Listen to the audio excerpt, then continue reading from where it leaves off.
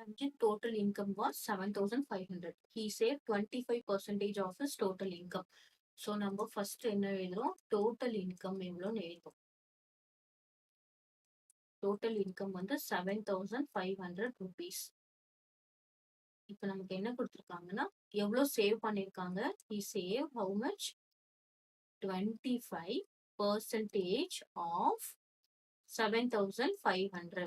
ஓகேவா. இப்போ நம்ம 25% எப்படி ஃபிராக்ஷனா எழுதலாம், 25 divided by 100 into 7,500. ஸோ இப்படிதான் நம்ம ஃபிராக்ஷனா ரெப்ரசென்ட் பண்ணி ஆஃப் அப்படின்றத கவுண்ட் பண்ணணும். இங்க 2 zeros கேன்சல், இங்கேயும் 2 zeros கேன்சல். இப்போ 25 into 75, 25 multiplied by 75 என்னன்னு பார்க்கலாம்.